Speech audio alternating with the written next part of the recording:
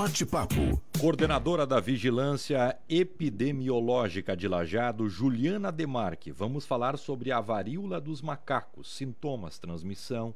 Incrível, né? Porque o primeiro caso da doença foi confirmado em Lajeado, aqui no Rio Grande do Sul, no início do mês de fevereiro. E é importante a gente falar sobre esse assunto para que fique somente nesse caso, para que seja um caso único. Tudo bem, Juliana? Como vai? Bom dia. Bom dia, Moisés. Bom dia, Aline. Bom dia a todos os ouvintes da Rádio Independente. Dá para falar como está a situação do primeiro paciente, do primeiro caso? Como é que está a condição dele? Na verdade, esse caso agora é o primeiro caso de 2025.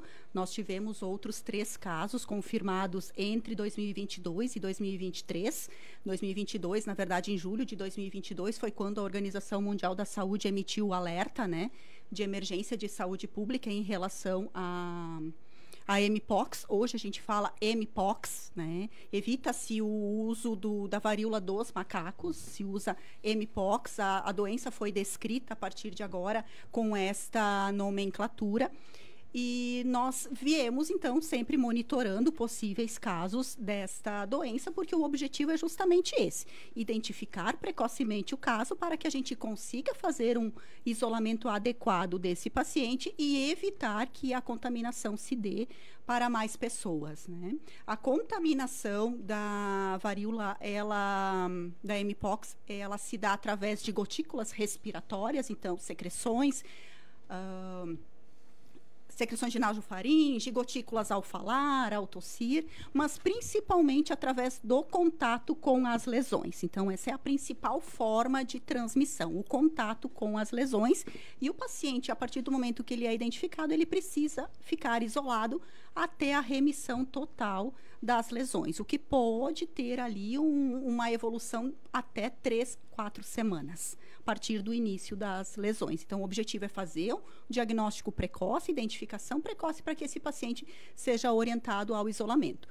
Nenhum dos nossos casos que tivemos até o momento em Lajeado, hoje, então, contabilizamos 4 casos, tivemos repercussão de contaminação para contactantes. Todos conseguiram ser isolados e não teve uma contaminação de pessoas com contato íntimo, contato próximo desses pacientes. Isso é muito importante e indica que realmente é o isolamento, a identificação precoce que faz a diferença quando o objetivo é evitar um possível surto da doença. Então, eu vou fazer a pergunta mais leiga possível. Esse caso que foi confirmado aqui não passou para outras pessoas. Ele se contaminou ou não foi de um macaco? Provavelmente muita gente, tanto é que dos motivos para não usar mais essa expressão é para tirar essa mística que é do macaco. Exatamente, então esse é o objetivo, né? A gente não consegue ainda identificar quem é o portador da doença. Foi identificado em alguns macacos o vírus, por isso inicialmente o nome, mas a gente não tem como dizer que o macaco é o único portador do vírus. Então, por isso que se tirou essa relação direta com os primatas não humanos, nos chamamos. Esse paciente, provavelmente, a contaminação se deu de pessoa a pessoa, que é a forma como a doença tem se manifestado desde lá 2022, quando tivemos os primeiros casos identificados. Contato direto, pessoa a pessoa, contato direto com secreções, com lesões, ou o contato com ambientes recentemente contaminados por secreção de um paciente infectado. Então, não significa que ele tenha ido viajar, por exemplo? Ou significa? Não significa que ele tenha ido viajar. Talvez a gente não tem sabe ela quem foi identificada. A gente tem a doença identificada em todo o país. Então, todo o território nacional tem casos. Todo o território nacional teve em algum momento, desde 2022, casos identificados. Então, a contaminação ela pode se dar em qualquer local, desde que se tenha contato, então, com o paciente infectado. E Juliana, é o contato direto. Tem casos de pessoas que estão contaminadas, mas assintomáticas? É muito raro assintomáticos, né? Normalmente o paciente já ali nas primeiras semanas de contato apresenta os sintomas. Aparece alguma coisa na pele, por exemplo? Sim, mas como todas as doenças virais, alguns pacientes podem sim apresentar um quadro muito leve, uma lesão única, né, em local que não é perceptível, Sintomas como aumento dos gânglios, febre, alguns sintomas que não sejam muito específicos, não identificar de imediato a lesão. O principal sintoma que caracteriza a doença são lesões de pele. Então, é uma lesão que ela se apresenta em várias fases. Vesículas, como a gente fala, uma bolinha de água, ela pode evoluir para uma pústula, né? Uma secreção ali de pus na lesão, e depois ela evolui para uma crosta escurecida. Qualquer lugar do corpo. Qualquer lugar do corpo. Ela pode aparecer em qualquer lugar do corpo. Como, essencialmente, os contágios que a gente tem observado são por relação sexual com pacientes contaminados, a maioria das lesões tem se apresentado na região genital e anal do paciente, mas ela pode se manifestar em qualquer parte do corpo, mãos, braços, pernas, boca, face, não tem um local específico da lesão. Então, aparecendo alguma lesão, não tem um conhecimento do que pode ser, a orientação é buscar atendimento médico para avaliar. Tem um tratamento que é específico para esse caso?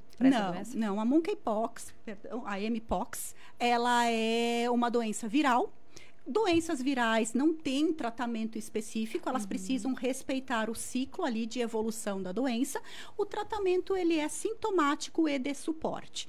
Para algumas situações mais graves, pacientes imunodeprimidos a nível hospitalar, existe um antiviral que pode ser utilizado, ele é disponibilizado pelo Ministério da Saúde, mas são situações muito pontuais, muito específicas. Pacientes, como foram os nossos casos, eles são tratados a nível ambulatorial, observação e avaliação dos sintomas. Então, às vezes pode coçar, às vezes febre, dor no corpo, e esse paciente é tratado sintomatologicamente. Os casos de Lajeado precisaram de internação? Não tivemos casos que necessitaram de internação, todos conseguiram ser manejados a nível ambulatorial. Todos os 4 casos, não temos nenhuma evolução para quadro grave. Não tem vacina? Tem vacina. Hoje, a vacina da mpox, ela é indicada na rotina para pacientes que convivem com HIV/AIDS. Então, esses pacientes, eles podem buscar a unidade de saúde para fazer a sua vacina. Para profissionais de laboratório, então, laboratórios muito específicos que trabalham diretamente com o vírus da mpox, e em algumas situações para contactantes de pacientes confirmados com a doença.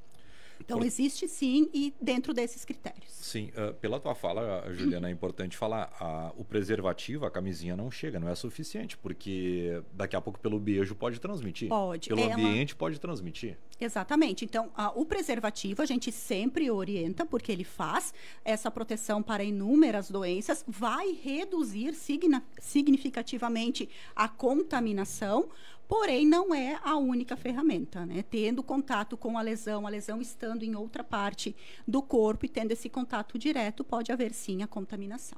E, Juliana, existe a possibilidade da doença evoluir de forma muito agressiva, óbito por conta dessa doença? Não. Existe. No país, nós tivemos até o momento, pelos dados que estão no painel do Ministério da Saúde, que foram atualizados início do ano, foram 16 óbitos no país. Não tem uma taxa de letalidade muito alta, não, desde 2022.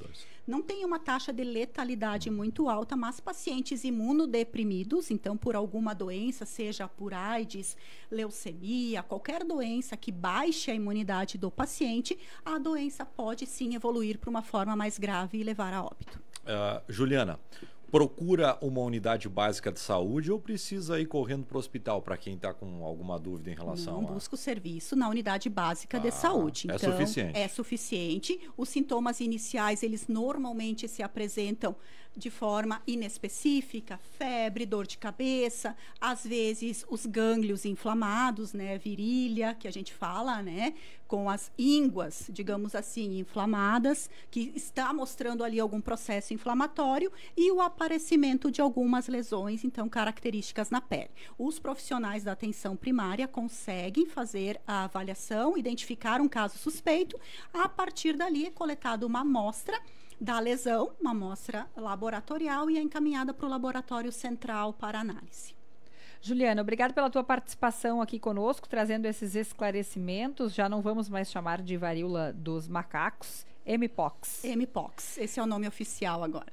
Muito obrigada e até a próxima. Agradeço a oportunidade. Juliana Demarque, coordenadora da Vigilância Epidemiológica de Lajeado.